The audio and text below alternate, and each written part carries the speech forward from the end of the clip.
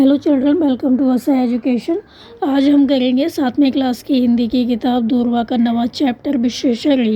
इसके हम करेंगे प्रश्नोत्तर। तो आइए देखते हैं कि आपका पहला प्रश्न क्या है। पहला प्रश्न है, अपने घर के बरामदे में खड़े होकर 6 साल के 6 वर्षीय विशेषण ने क्या देखा। तो अपने घर के बरामदे में खड़े होकर 6 साल के जो विशेषण थे उन्होंने क्या देखा। तो आंसर हुआ कि अपने घर के बरामदे में 6 साल के 6 वर्षीय विशेषण ने देखा कि बारिश के कारण जो वातावरण था वो बहुत सुंदर हो गया है और पेड़ जो हैं बारिश के कारण धुल गए हैं। पत्तियों और टहनियों से पानी टपक रहा था। कुछ दूरी पर धान के जो खेत थे वो लहलहा रहे थे। गली में नाली में पानी जलप्रपात के समान घूम रहा था। उसमें इतनी शक्ति आ गई थी कि वह बहुत बड़े पत्थर को अपने साथ बहाकर ले जा रहा था। तो जो नाली थी उसमें जो पानी था बहुत तेज़ी से बह रहा था और जो पत्थर थे वो भी साथ में बह रहे थे। तो देखा जाए प्रकृति के ये विभिन्न रूप सामूहिक रूप से प्रकृति की शक्ति का प्रदर्शन कर रहे थे। इससे पता चलता है कि जो प्रकृति होती है कितनी शक्तिशाली होती है। जो पानी होता है वो भी इतने बड़े बड़े पत्थरों को बहाकर ले जा सकता है। और थोड़ी दूर कहीं एक गरीब स्त्री जो थी वो ताड़पत्र की छतरी पकड़े बारिश में खड़ी थी और वह बहुत गरीब थी। उसे देख विशेषज्ञ के मन में प्रश्न उठा कि लोग गरीब क्यों होते हैं। इस तरह देखते हुए उन्होंने गरीबी और प्रकृति के विषय में बहुत कुछ जानने का प्रयास किया। फिर आपका अगला प्रश्न है, तुम्हें विशेषज्ञ की कौन सी बातें सबसे अच्छी लगी और क्यों। तो कौन सी ऐसी बातें थी विशेषज्ञ की जो तुम्हें अच्छी लगी और क्यों लगी। आंसर होगा कि विशेषज्ञ जो थे वो जिज्ञासु, विचारशील, मेहनती बालक थे। तो उनकी ये तीनों बातें हमें बहुत अच्छी लगी क्योंकि जिज्ञासा के कारण उनको जानने की इच्छा होती थी। तो वो हर वस्तु के बारे में जानने को उत्सुक रहते थे। विचारशील होने के कारण अपने आसपास होने वाली बातों के विषय में वो बहुत गहराई से सोचते थे। मेहनती इसलिए थे कि अपने लक्ष्य को पाने के लिए वो बहुत परिश्रम करने से भी पीछे नहीं रहते थे। तो ये तीनों जो आदतें थी, बातें थी वो हमें अच्छी लगी। वो जिज्ञासु थे, विचारशील थे और मेहनती बालक थे।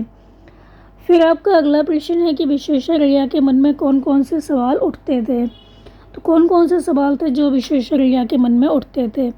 आंसर होगा प्रकृति तथा गरीबी के विषय में विशेषज्ञ के मन में हमेशा ही विचार उठते थे। तो वो हवा, सूर्य और पानी की असीम शक्ति का मूल्यांकन करने लगते थे।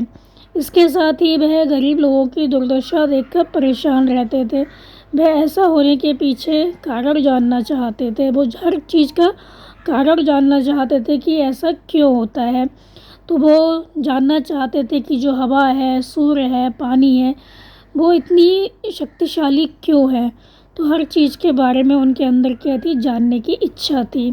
लोग गरीब क्यों होते हैं, उनकी दुर्दशा ऐसी क्यों हो जाती है, इसको देखकर वो परेशान रहते थे और इसकी क्या वजह है वो हमेशा जानना चाहते थे। फिर आपका अगला प्रश्न है कि विशेषज्ञ अपने मन में उठे सवालों का जवाब अपने अध्यापकों और बड़ों से जानने की कोशिश करते थे। क्या तुम अध्यापकों से पाठ्य पुस्तकों के सवालों के अतिरिक्त भी कुछ सवाल पूछते हो। कुछ सवालों को लिखो जो तुमने अपने अध्यापकों से पूछे हों। आपने अपने अध्यापक या अध्यापिकाओं से जो भी प्रश्न पूछे हैं वो आप यहाँ पर लिख सकते हैं। तो हम लिख सकते हैं जैसे कि हाँ, हमने अपने अध्यापक और अध्यापिकाओं से इस प्रकार के कई सवाल पूछे हैं या पूछते हैं। वो इस प्रकार हैं कि हम स्कूल क्यों आते हैं, स्कूल में अनुशासन क्यों आवश्यक होता है, या हम खुले में क्यों नहीं पढ़ सकते, खाना खाना क्यों आवश्यक होता है, कॉपी और पुस्तक का निर्माण किस वस्तु से होता है। ऐसे ही बहुत से प्रश्न हैं जो हम अपने अध्यापक और अध्यापिकाओं से पूछ सकते हैं। तो आप अपने हिसाब से जो भी आप पूछते हैं वो यहाँ पर लिख सकते हैं। फिर आपका अगला प्रश्न है कि तुम्हें सर्दी गर्मी के मौसम में अपने घर के आसपास क्या क्या दिखाई देता है। तो सर्दी और गर्मी के मौसम में तुम्हें अपने आसपास क्या दिखाई देता है वो आपको यहाँ पर लिखना है। तो गर्मी के मौसम में हमें क्या दिखाई देता है, जो पेड़ हैं उस पर आम लग जाते हैं। चारों तरफ लोग पसीने में तरबतर रहते हैं क्योंकि गर्मी में बहुत पसीना आता है। तो हम अपने आसपास देखते हैं कि जो भी लोग निकल रहे होते हैं उन्हें पसीना आ रहा होता है। पौधे अत्यधिक गर्मी के कारण क्या होता है, सूख जाते हैं और ज़मीन की ऊपरी सतह भी तेज़ गर्मी से सूख जाती है। चारों तरफ एसी है, कूलर है, पंखे हैं, वो चल जाते हैं। लोग ठंडा पानी पीने लग जाते हैं। पशु पक्षी जहाँ भी पानी मिले वहाँ इकट्ठे होकर पानी पीते रहते हैं। और सर्दी के मौसम में क्या होता है, हम क्या देखते हैं, सर्दी के मौसम में हम देखते हैं कि लोग गर्म कपड़े निकाल लेते हैं, स्वेटर पहन के घूमते हैं, कोट पहन के घूमते हैं, शॉल डालते हैं, और लोग धूप सेकने के लिए छतों पर आ जाते हैं, आंगन में बैठते हैं। और सुबह और शाम कोहरा छाया रहता है, जगह जगह लोग मूंगफली खाते हुए दिखाई दे जाते हैं। और रात में लोग स्थान स्थान पर अपनी ठंड मिटाने के लिए क्या करते हैं, आग जलाकर बैठे होते हैं। फिर आपका अगला प्रश्न है, तुमने पाठ में पढ़ा कि बूढ़ी महिला ताड़पत्र से बनी छतरी लिए खड़ी थी। पता करो कि ताड़पत्र से और क्या क्या बनाया जा सकता है। तो आंसर होगा कि पुराने समय में ताड़पत्र पर विभिन्न पुस्तकों का निर्माण होता था। तो ताड़पत्र पर क्या होता था, पुस्तकों का निर्माण होता था, पुस्तकें लिखी जाती थी। भारत में कागज़ के आगमन से पहले, बहुत पहले ही ताड़पत्रों पर लिखा जाता था। जब हमारे देश में जब कागज़ नहीं थे तो क्या होता था, इन ताड़पत्रों पर भी लिखा जाता था, जिसे पांडुलिपि कहा जाता था। तो जो कुछ लिखा जाता था ताड़पत्रों पर उसे पांडुलिपि कहा जाता था। लेकिन आजकल ताड़पत्र से आजकल क्या होता है, ताड़पत्र से जो टोकरियां हैं, बैग हैं, चटाइयाँ हैं, ये सब बनाए जाते हैं। फिर आपका अगला प्रश्न है कि विश्वेश्वरैया ने बचपन में रामायण, महाभारत, पंचतंत्र आदि की कहानियाँ सुनी थी।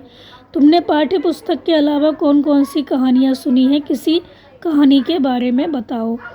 तो विश्वेश्वरैया ने तो बचपन में रामायण, महाभारत, पंचतंत्र आदि की कहानियाँ सुनी। तुमने पाठ्य पुस्तक के अलावा कौन कौन सी कहानियाँ सुनी हैं, तो किसी एक कहानी के बारे में आपको बताना है। तो ये प्रश्न जो है वो आप अपने आप करेंगे।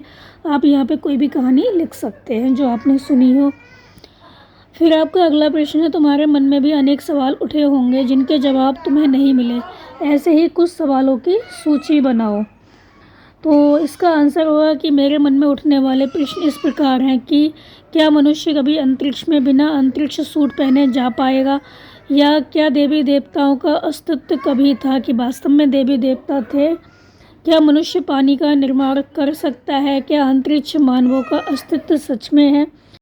तो इस तरह के कई सवाल हैं जो मेरे मन में उठते हैं, लेकिन इन सवालों का जवाब आज तक मुझे नहीं मिला। फिर आपका अगला प्रश्न है कि तुम्हारे विचार से गरीबी के क्या कारण हैं। गरीबी के क्या कारण हैं आपके विचार से, वो आपको यहाँ पर लिखना है। तो हमारे विचार से गरीबी के अनेक कारण हैं। जैसे गरीबी का सबसे प्रमुख कारण है अशिक्षा, मतलब शिक्षित ना होना। तो एक अशिक्षित व्यक्ति को धन उपार्जन के अच्छे साधन नहीं मिलते हैं। अशिक्षित होने के कारण वह मजदूरी या छोटी मोटी नौकरी कर लेता है, उससे इतना धन नहीं कमा पाता कि अपना पेट भर सके, तो उन्हें अच्छा जीवन स्तर नहीं मिल पाता और वो गरीब बने रहते हैं। फिर आपका अगला प्रश्न है कि नीचे पाठ में से चुनकर कुछ शब्द दिए गए हैं, तुम इनका प्रयोग अपने ढंग के वाक्य बनाने में करो। तो तुमको क्या करना है, जो ये शब्द दिए गए हैं उनसे बनाने हैं वाक्य। पहला जैसे है हरे भरे, फिर है उमड़ घुमड़, एक दूसरे, धीरे धीरे, टप टप, फटी पुरानी। तो हरे भरे का हम बनाएंगे कि हरे भरे वन मुझे बहुत अच्छे लगते हैं। उमड़ घुमड़, बादल उमड़ घुमड़ कर आ रहे हैं, आसमान में छा रहे हैं। एक दूसरे, माँ और मैं एक दूसरे के बिना नहीं रह सकते। धीरे धीरे, धीरे धीरे आसमान में बादल छा रहे हैं। टप टप, स्नान घर में टप टप की आवाज़ आ रही है। फटी पुरानी, बच्चे ने फटी पुरानी चप्पलें पहनी हुई हैं। फिर आपका अगला प्रश्न है, ज्ञान असीमित है, आकाश में अंधेरा छाया हुआ है, गड्ढे और नालियाँ पानी से भर गईं, उसने एक जलप्रपात का रूप धारण कर लिया, राष्ट्रीयता की चिंगारी जल उठी, मैं काफ़ी धन कमा लूँगा। तो आपको इनको क्या करना है, प्रश्नवाचक वाक्य बनाने हैं। तो पहला है ज्ञान असीमित होता है, तो हम इसका बनाएंगे क्या ज्ञान असीमित है, मतलब पहला है ज्ञान असीमित है, तो हम इसका बनाएंगे क्या ज्ञान असीमित होता है। फिर दूसरा है आकाश में अंधेरा छाया हुआ था, तो हम बनाएंगे क्या आकाश में अंधेरा छाया हुआ था। फिर है गड्ढे और नालियाँ पानी से भर गई, तो हम बनाएंगे क्या गड्ढे और नालियाँ पानी से भर गई हैं। फिर है उसने एक जलप्रपात का रूप धारण कर लिया, तो हम बनाएंगे क्या उसने एक जलप्रपात का रूप धारण कर लिया है। राष्ट्रीयता की चिंगारी जल उठी थी। क्या राष्ट्रीयता की चिंगारी जल उठी थी। फिर है मैं काफ़ी धन कमा लूँगा। तो क्या बनाएंगे हम, क्या मैं काफ़ी धन कमा लूँगा। तो सबके पीछे हम लगाएंगे प्रश्नवाचक चिन्ह। तो ये थे आपके इस चैप्टर के प्रश्न उत्तर बच्चों। आप इनको अच्छे से समझ कर याद कर लीजिए और हमारे चैनल ऐसा एजुकेशन को लाइक कीजिए, सब्सक्राइब कीजिए और शेयर करना बिल्कुल मत भूला करिए। Thank you.